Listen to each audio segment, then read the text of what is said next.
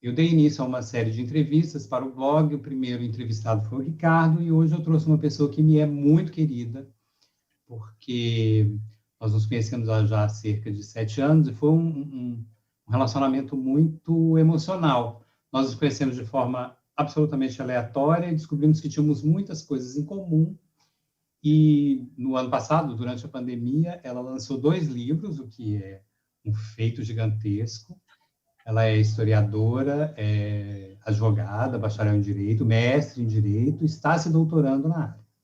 Então, eu convido Mariane Belloni para falar mais sobre si mesma. Por favor, Mari. Olha, é muito difícil já essa primeira pergunta, Cris. Boa tarde. Estou muito feliz de estar aqui, porque é isso, é um encontro afetivo muito, muito bom, né, de estar conversando. E há 6 anos, conversas ininterruptas, então poder continuá-las no seu projeto. E quando eu brinco que é muito difícil falar mais sobre mim, porque eu acho que a gente tem essa ânsia de definição de caixinhas, né? Assim, o que você faz, como você chegou nisso. Para mim, isso é muito, muito confuso e impreciso, porque a gente vai fazendo um monte de coisa pela vida, né? Então, assim, eu brinco que um dos meus planos de vida é dar trabalho para os biógrafos, porque cada hora eu estou fazendo um trem diferente, não sei exatamente onde. Mas eu acho que no todo é isso, de estar sempre muito ligada à pesquisa e à escrita, né? Todas essas coisas que você citou. Então, me formei em História, fiz 9 meses de jornalismo antes, aí entrei para História, me formei em História, comecei a estudar questões de gênero que me levaram a discutir mais direitos das mulheres, e aí fui para o Direito. E segui na pesquisa, né? Faço pesquisa há 10 anos já nessa temática, na grande temática sobre teorias feministas pensadas, né? E para como elas podem fazer a gente pensar um outro direito, como elas podem desafiar o direito como ele está posto. E também tá fora e tá dentro pensar isso tudo em relação à linguagem, porque eu estou sempre lendo muito, escrevendo e pensando nisso tudo. Então, eu acho que hoje eu não consigo dizer uma caixinha do que eu faço, porque é tudo muito, muito junto e a gente vai fazendo o possível nisso tudo. E dou aula particular de francês, e aí fico pensando como as palavras chegaram aqui, e a gente vai fazendo um pouco tudo junto, discutindo nos botecos pré-pandemia. Sim, mas agora, você conseguiu ano passado uma proeza, né? Aliás, 2 proezas. Mas a mesma proeza. Você lançou 2 livros. Eu queria que você falasse primeiro um pouco sobre o livro que é o resultado do mestrado, porque é um trabalho que é sobre uma coisa que me incomoda muito na cidade, que é o direito à locomoção. A gente está sempre muito preso. O transporte coletivo no Brasil é um problema deficitário, embora aqui no Rio de Janeiro seja uma coisa, eu considero assim, de todas as cidades que eu conheci no Brasil, é uma das melhores. Mas mesmo assim, são várias as questões que passam, e você abordou uma questão muito importante, porque perpassa a questão do gênero. Fala para a gente um pouquinho como é que foi a sua pesquisa e qual é o resultado dela, como é que você se sente com relação a isso.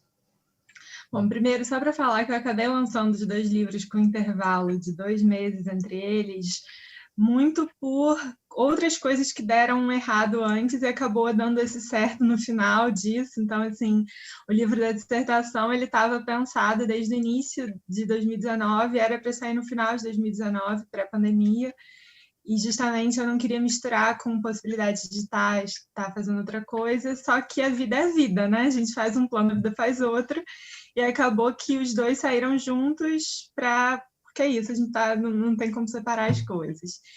E assim, o processo de encontrar esse tema, de fazer a pesquisa, se encontram muito com processos pessoais meus também, desse incômodo, né? Eu cresci no interior de Minas, eu cresci em São João del Rei, uma cidade em que a gente atravessa a cidade inteira mais ou menos 1h30, 2 horas a pé. Quer dizer, hoje não, porque ela cresceu um pouco mais, mas a minha vida inteira foi andando a pé e chegando nos lugares com tranquilidade. Então, foi com um certo susto que eu vim para o Rio e descobri o tamanho das distâncias, né? Das distâncias percorridas cotidianamente. Então, desde que eu vim para cá, isso me incomodava muito. Num segundo momento, eu descubro também um assédio em transporte público, né? Descubro sendo assediada em transporte público. Então, isso é uma sobrecarga que se para todo mundo, se para a maior parte da população a mobilidade cotidiana é um dos grandes desafios, então, assim, se a mobilidade não é um desafio para você, é um privilégio, porque a maior parte da população fica mais de 4 horas por dia dentro de transportes superlotados, ainda por cima tem essa sobrecarga. E aí isso foi me levando no final da faculdade de Direito já, a pensar as relações entre direito à cidade, direito ao transporte. O direito ao transporte foi constitucionalizado só após as manifestações de 2013, então a PEC passou em 2015, então ele começou a constar como um direito social. E eu falo, mas não é só, assim, como tudo na vida tem um recorte aí de gênero para a gente pensar. Só que eu não encontrava isso na literatura, né, dessa discussão. Eu falei, bom, se não está na literatura, eu tenho que partir da vivência para levar isso para a literatura jurídica. E aí, com isso, eu comecei a tentar montar a minha pesquisa no mestrado, né, porque justamente é algo que não tem dados. Isso, assim, a gente tem os grandes dados de origem de destino, não sei o quê, mas não tem uma concepção maior sobre gênero nisso. E aí o que não tem dados são as invisibilidades das estatísticas, que é mais difícil a pesquisa, mas também faz a gente personificar a coisa, né? Que eu acho que é uma grande dificuldade de toda a nossa teoria geral. A gente está sempre querendo chegar nos universais, e com os universais a gente só chega nas mesmas pessoas, que é quem criou o conceito de universalidade. Então, que são, né, os homens brancos de classe média, hétero, cis. Então, assim, aí eu falei, bom, eu tenho que fazer o contrário. Então, eu vou partir da mobilidade cotidiana de mulheres para poder desafiar o conceito de mobilidade, pensar um direito à mobilidade, aí nem o transporte, um direito à mobilidade. Então, o que eu fiz foi, assim, o que eu encontrei como metodologia de pesquisa foi justamente acompanhar mulheres em suas mobilidades cotidianas, né? Então, não pensando, tipo, no extraordinário, mas naquilo que as pessoas fazem cotidianamente para entender como está ali, porque uma coisa que a gente nunca pensa são nos deslocamentos de cuidado, né? A gente pensa na pessoa saindo de casa e indo para o trabalho, mas quem vai ao mercado? Quem leva a criança na escola? Tem ônibus para isso? Isso não entra na estatística, só dá para ver quando você faz, como foi meu projeto de pesquisa, sair de manhã de casa com a pessoa e passar o dia seguindo ela, a stalker. O que foi permitido pelas pessoas, gente. Eu não fiz isso de uma maneira sem permitir, ao contrário, obviamente, teve uma seleção de sujeitos de pesquisa que concordaram com isso, me deram entrevistas.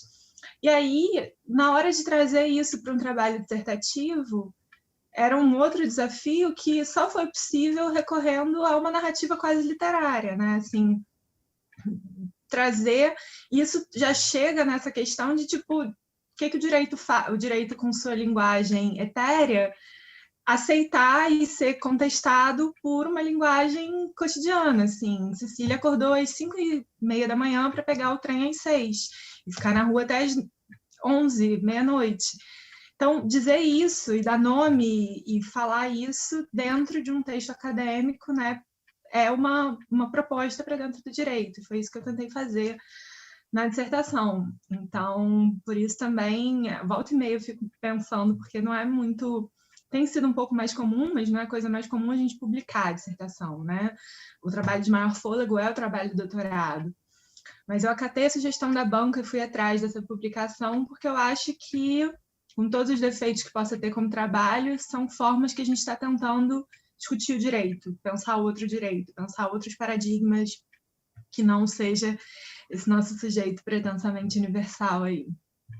Você tinha ouvido falar, não sei se fez parte do seu estudo, mas me lembrou aqui, enquanto você falava e trazia toda essa sua experiência, de um professor da UNB, eu não vou me lembrar o nome dele aqui agora, que tem um trabalho chamado Direito Achado na Rua. Não sei se você já ouviu falar dele. Já ouvi falar, já li. Tem um eco. Tem uma conversa, assim, não é um dos meus referenciais teóricos, mas tem uma conversa. Eu acho que tem muita gente pensando nisso, né? Assim, não estou querendo inventar a roda. Tem muitas formas, muita coisa que a gente está jogando para dentro tentativa de implosão interna desse sujeito fechado. Então, tem esse trabalho, tem trabalhos muito interessantes na UFMG também, sempre muito a partir... E a cidade é um campo muito rico para isso, porque pensar a cidade não tem muito como a gente pensar num sujeito individual, né? Não dá para dizer que você tem direito à cidade e eu não. Ou nós temos direito à cidade ou ninguém tem, né? Então, pensar nessas possibilidades de sujeito coletivo, que parte da vivência cotidiana, tem sido pensado a partir das ocupações, a partir da reivindicação por toda a luta de moradia, a partir dos enfrentamentos às remoções. Então, tem vários trabalhos interessantíssimos, o FMG, o UERJ, o UNB, colocando muito isso em discussão. Pernambuco também, o FPE, é um trabalho muito interessante fazendo esse movimento. Legal. Me fala uma coisa, você também é historiadora, né? Bacharel em História ou licenciada? Bacharel em História. Bacharel em História. Por óbvio, Bacharela. Bacharela. No diploma ainda é bacharel, porque foi antes da mudança de lei, mas bacharela. Por óbvio, toda essa base de historiadora penetrou também no seu trabalho. Como é que foi isso? Como é que você julga a importância desse embasamento histórico para enxergar a cidade como ela é no direito à mobilidade? Olha, de duas formas principais, assim. É engraçado você falar isso, porque muita gente às vezes fica falando, então você largou a história mesmo, né? Eu falei, gente, não, está muito presente aqui, por não estar trabalhando diretamente com um tema histórico, parece que tipo, você deixou isso para lá, mas não. Porque tem duas questões para mim importantes, que uma é a formação crítica de compreensão dos processos, né?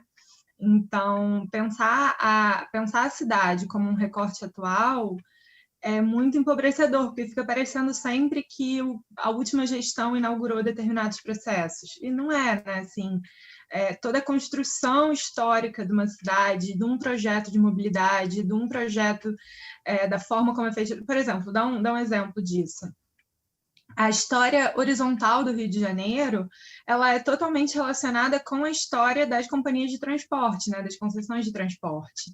Então, a reforma Pereira Passos, que acaba que bota abaixo todo um centro habitado por uma população pobre, ela é muito concorrente, né, em tempos históricos, com a inauguração e fortalecimento das linhas de trem e bonde. Então, ou seja, só quando você tem como garantir que a população trabalhadora vai chegar ali de manhã para trabalhar, é que você vai e derruba a casa das pessoas, né? Então, assim, toda a nossa história geográfica, né?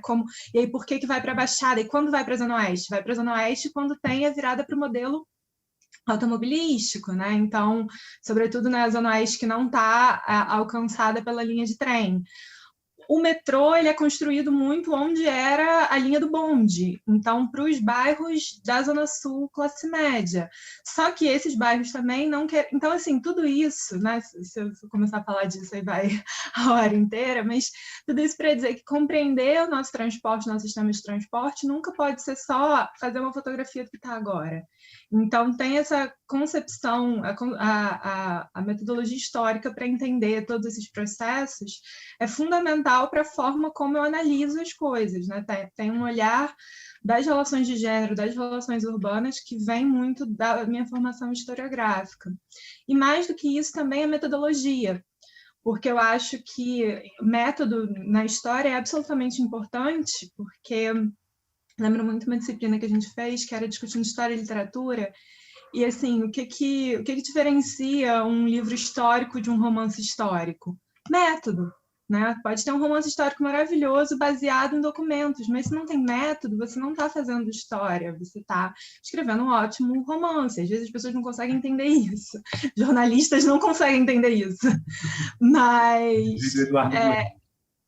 Pois não estava querendo citar nomes, mas assim, tem jornalistas maravilhosos escrevendo obras interessantes, mas não tem método histórico, e isso é uma coisa muito importante a gente ter esse método. E no direito também eu senti uma carência de metodologia muito grande, porque o direito, como uma estrutura de poder que tá tranquilo, eu sou o direito, tá na lei, eu não preciso de método. Então, para você... Só que aí você... E método, para mim, a discussão metodológica ela é muito importante, porque é a grande discussão para discutir também a epistemologia, né? A gente só discute o que é alguma coisa se a gente conseguir fazer uma discussão do como. Então, essa discussão histórica está o tempo todo para mim também no método. Antes de fazer qualquer trabalho, eu desenho muito bem a minha metodologia, porque é ela que vai me justificar quando eu for questionada de isso não é direito. Não é sim, porque eu fiz um método aqui que eu estou discutindo dessa forma. E isso vem muito da formação historiográfica também. Então, eu acho, às vezes, a minha formação histórica mais presente do que a jurídica, embora eu esteja fazendo doutorado em direito. Excelente. Nossa, isso é muito importante e interessante, é importante de ser dito para as pessoas que militam na área do direito, né? Realmente o direito tem um pouco dessa aura de autoridades. Eu tenho uma história muito engraçada com isso, Cris, não sei se eu já te contei, mas eu tinha recém-formado em História, estava pensando na época em fazer mestrado em História, mas já estava no Direito. E aí eu estava querendo fazer um levantamento sobre deãs para meu projeto ainda, né? Aí eu liguei para uma delegacia, para uma deã e falei assim, e comecei a fazer algumas perguntas e expliquei, eu sou historiadora, eu queria saber se eu posso ter acesso a tal arquivo. Você é o quê? Historiadora. Você faz o quê? Estudo história. Por quê? Eu fiquei assim, né? Aí vem aquela coisa assim, quase uma análise psicanalítica, família, assim, por quê? Porque, enfim... E aí eu fiquei incomodadíssima com aquilo, ele obviamente não falou comigo nada, e aí desligou. Tudo bem, eu bem novinha também, hoje em dia eu já não faria dessa forma, mas... E aí eu falei, cara, passei um tempo, dei uns 3 dias, liguei de novo, falei, eu sou estudante de Direito? Aí ele falou, pois não, doutora. Enfim, também não me franqueou acesso ao que eu queria, mas falou, não, doutora, então manda um ofício, doutora. É outra coisa, o direito, você fala a frase, sou bacharel em direito, sou advogada, então, né, estou inscrita nos quadros da ordem, já advoguei, abre portas, né, você está dentro de uma estrutura de poder que quem está dentro não percebe o quanto isso é totalmente manipulável para que a gente possa dizer coisas certas e erradas, isso está dentro, isso não é direito, isso é direito, então, e como isso enfraquece a possibilidade de discussão. Porque se já está definido o que é, a gente não consegue discutir nada aqui dentro, né? Então, o método, para mim, é muito importante para isso, porque o direito está muito certo de si. Muito interessante, muito interessante. Isso acontece demais, né, com todo mundo que milita. E eu fico pensando no tanto que isso influencia nas decisões, porque grande parte dos juízes são filhos de juízes, vêm de uma carreira, né, vêm de uma família que já se aproveita deste arcabouço desde sempre e tem isso como natural da vida. E o quanto isso interfere na decisão que ele vai tomar. Eu vi esses dias um termo ótimo, que eu acho que é aplicável aqui, a meritocracia hereditária. E assim, todo mundo, não, eu passei no concurso, como meu pai e meu avô, e então todas as condições econômicas e sociais, etc., para tomar as mesmas decisões que o pai tomaria, não precisa se questionar, porque afinal de contas passou no concurso, né? Bom, essa parte muito legal, seu trabalho é muito interessante, mas agora eu quero falar com você do nosso grande amor comum, que é a poesia. Você também lançou o Fio Invisível dos Dias, que é um livro de uma delicadeza... um livro de uma delicadeza, de uma sensibilidade, tem poemas lindos. E como é que foi essa aventura de lançar um livro de poema? Olha, foi uma aventura mesmo, muito maturada, assim, porque eu escrevo poesia, eu escrevo coisas que a gente chama de poesia, é sempre difícil falar assim, eu escrevo poesia há anos, sei lá, né? Mas eu escrevo coisas que a gente identifica como poesia, que foram chamadas de poesia há muitos anos. E aí vem aquela coisa, por que lançar um livro, né? Assim, eu mesma ficava, muita gente falava, você tem um livro? Não, não tenho. E eu falava, mas será que fica em pé um livro? Porque uma coisa é escrever e eu gosto, você gosta, uns amigos gostam, mas isso não me parecia. Eu lia os poetas que eu gosto, as poetas que eu gosto, e falava, gente, não comi feijão com arroz suficiente para estar aqui, sabe? E eu tenho um respeito muito grande pela poesia, um respeito muito grande pelas palavras e pela poesia. Então, foi um processo muito grande para mim de chegar a ter coragem de tentar lançar um livro, né? Então, assim, há anos que eu estou trabalhando isso dentro de mim. Eu esperei, de verdade, ficar um pouco mais velha, porque mais nova eu já tinha pensado e tal, mas eu falei, não, eu quero conviver muito com esses poemas ainda, eu quero conviver muito com essas palavras ainda, para aí sim jogar para o mundo e ver o que o mundo acha. Então, foi vindo nesse processo, e aí no início de 2019, não, no final de 2019, início de 2020, abriu uma chamada para a Urutau, que é uma editora de São Paulo, que é uma editora que tem um projeto de descoberta de novos autores, é uma editora independente, que é um barato. E aí, inclusive, esse ano ela está com chamada para todos os estados do Brasil, né? Justamente fazendo essa crítica de como a produção, às vezes, é muito sudeste centrada, então está tendo chamada para autores de todos os estados. E a Urutau estava com uma chamada aberta para o Rio. E aí eu falei, uma amiga mandou, eu falei assim, agora é hora de tentar. Eu quero tentar. E aí eu sentei com todos os poemas que eu já tinha feito, eu sabia que ia ser O Fio Invisível dos Dias, há algum tempo o título, por causa da Teresa Roque da Mota, né, nossa poeta amiga, querida, que me deu de presente essa indicação. Eu falei um dia, assim, O Fio Invisível dos Dias, ela falou, isso é título de poema, isso é título de um livro. Aí eu parei, assim, eu fiquei com isso na cabeça, eu acabei escrevendo um poema com esse título e virou o fio que alinhava esses poemas mesmo. Então, assim, não é um livro que foi escrito como livro, é um livro que foi alinhavado de poemas de várias fases da minha vida, de vários momentos, mas aí eu fui vendo o que fazia sentido, reli milhares de vezes, porque para mim, assim, eu tinha que abrir o livro e gostar de qualquer um dos poemas. Isso era, não podia ter nenhum poema que eu tivesse deixado de gostar. Porque, para mim, às vezes é meio frustrante comprar um livro que eu gosto de um poema e não gostar dos outros. Eu falei, não, eu tenho que gostar de todos. Porque eu sou a única que eu posso saber a opinião antes aqui. E aí passei aqui 4 dias louca, relendo tudo que eu já tinha feito, montando o livro.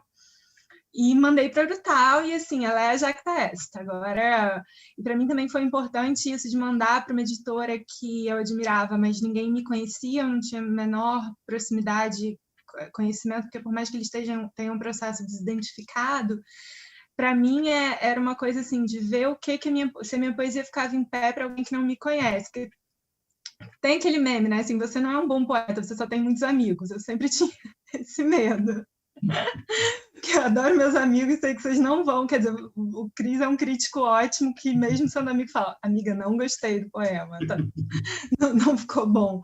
Mas, enfim. Não, mas assim, eu acho que esse verso aqui tá meio assim. Acho que sim, não, mas essa coisa de, tipo, ver, ter um olhar de fora, né, para nossa obra. E aí, quando veio o aceite, eu lembro que eu estava no metrô sozinha, abri o berreiro a chorar, abracei a pessoa do meu lado, pré-pandemia, gente, estava no metrô e eu podia ainda abraçar pessoas. Abri o berreiro, saí pulando, cantando, parecendo uma pessoa rebelde, voltando do trabalho. E depois a viagem que né, do livro tomar forma, que é uma viagem que ainda estou no meio dela, porque cada pessoa que lê, que tem uma impressão, para mim, é uma nova estação dessa viagem. Legal. Você vai falar um deles para nós, o seu preferido, um que seja mais significativo? Sim, separei um aqui. Faça uma introdução. Este aqui eu quero falar por... Eu separei esse poema que chama Autorretrato, justamente por isso, porque para mim é um poema que me define muito, né? E é colocado muito... Entrou uma coisa no olho aqui.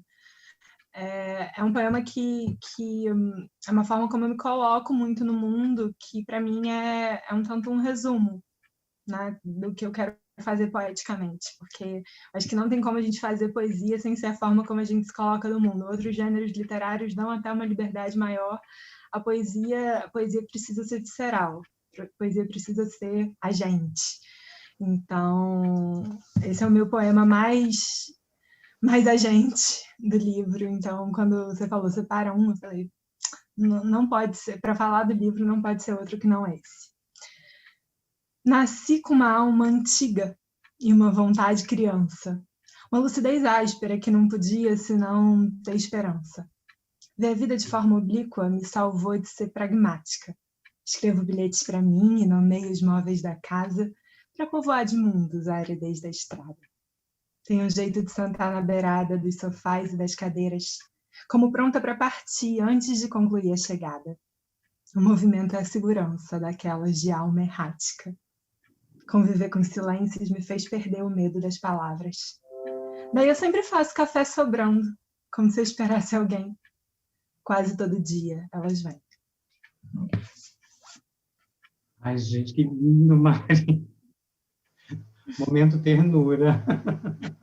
E, na verdade, para aumentar o momento ternura, eu tenho um outro motivo para eu ter escolhido esse, que é por sua causa, porque você sempre falava que eu era sua amiga lúcida, e aí quando eu coloquei uma lucidez áspera, eu pensei muito nas nossas conversas. Sim, nas suas publicações são muito lúcidas sempre. Ó, aparecendo a gata está fazendo bombshell, A gata está querendo fazer parte. É. Enfim. Eu estou realmente com uma coisa no olho, não estou chorando aqui. O trabalho invadiu as nossas casas, é isso, não é? E as gatas fazem parte. Eu só moro aqui. Enfim, Mari, uma outra coisa que perpassa a nossa história, que é muito importante, é o feminismo, né? Você me ensinou muita coisa, eu ainda estou em processo de aprendizado, e agora nós estamos lendo juntos um livro muito importante, que é o livro da Lélia Gonzalez. Fala também um pouco disso e no quanto isso... o que é essa batalha na sua vida? Como é que é isso na sua vida hoje? Cris, assim, todas estamos em processo constante de formação, né? Você, eu, felizmente. O feminismo, para mim, os feminismos, né? Foram um grande encontro. Foi encontrar um nome para coisas que me incomodavam desde antes. Então, desde a adolescência, até mesmo por inúmeras questões que a gente viveu, eu e minha mãe, numa cidade interiorana, machista, várias coisas que sempre me incomodaram.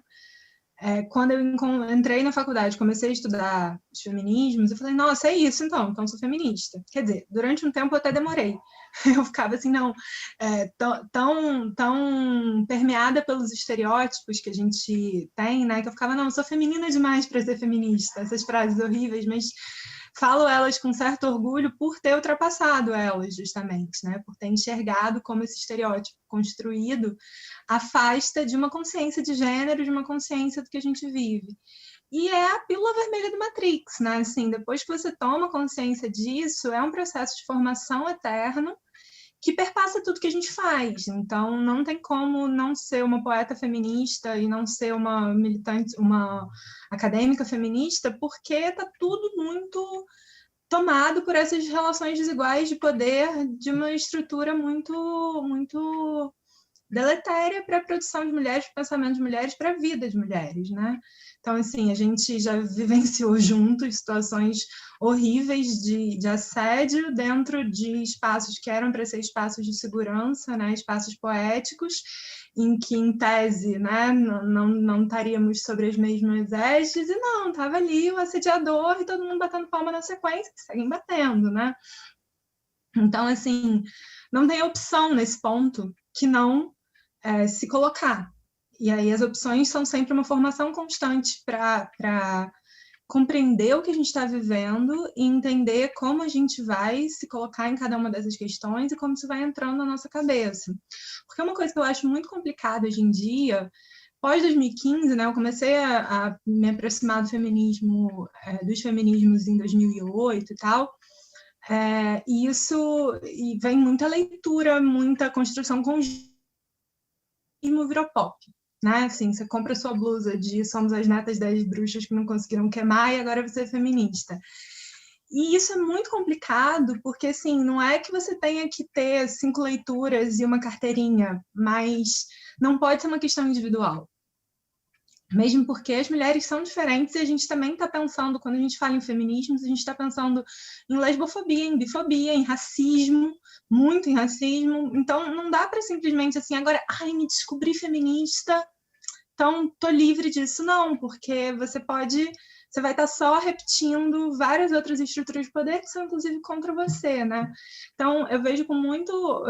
Volta e meia eu vejo publicações feministas que falam assim, gente, eu vou devolver minha carteirinha do movimento, que não é para isso que eu estou brigando com 50 pessoas há milênios.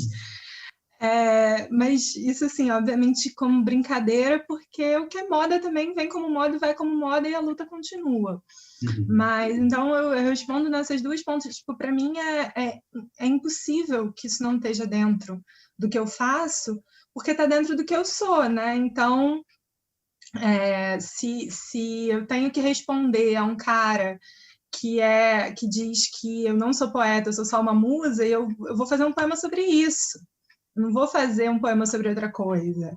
Né? Se eu estou numa situação que eu vejo uma mulher que quando tinha vários signos de poder, estava no alto, e aí quando ela cai, ela é totalmente achincalhada, eu vou fazer um poema sobre isso também, outro poema que está no livro.